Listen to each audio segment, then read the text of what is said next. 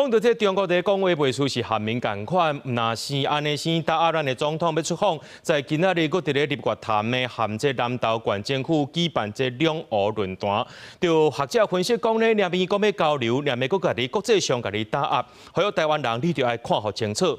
那这南投县长柯淑华今面对媒体问的问题，拢无回答到重点，一直伫遐闪。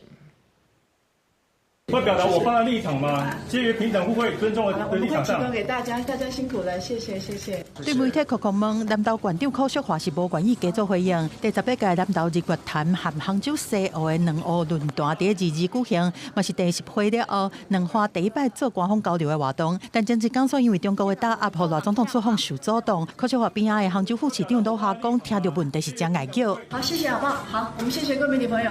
两岸论坛一直以来拢是诉求地方的交流。 以农特产的行销、观光和文化教育的合作做主题，对2009年开始办，今年第18届轮到南投来举办。这摆是杭州副市长罗夏讲带团，本队规团超过60个，经过6委会审查，就要核准40外个。柯淑华讲，希望论坛对接第10回后的10项对待措施。我相信这个也是代表。 南投是肯定是希望是往和平跟繁荣发展，不管是两岸之间或是各国都能够来畅通这个贸易跟繁荣经济。但是赖政府他因为等于意识形态啊，其实才是让民众感到遗憾。我们总统要出访，其实就是已经规划了很久了，就是因为中国的打压。所以呢，像现在呢，中国这边也来南投日月潭来参加两湖论坛，其实这真的是一个非常讽刺的一件事情。 或者陈世明嘛分析讲，对交流陆委会已经放出善意，但是罗总统出访又帮说服中国安尼大力来打压，认为个人应该认清对方的本质，想要透过经济利益甲你成，故意分化台湾，和国内无法度团结。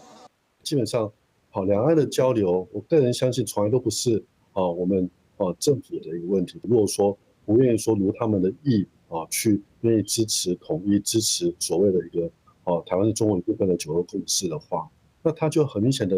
会采取非常多的一个打压的一个手段，在国际上面孤立我们台湾。陆委会重申讲，政府是支持合规范、对等尊严、无意识任何政治争议的两花交流。嘛认为两花城市的交流应该把重点放在地方治理的本质，这个政策立场无改变。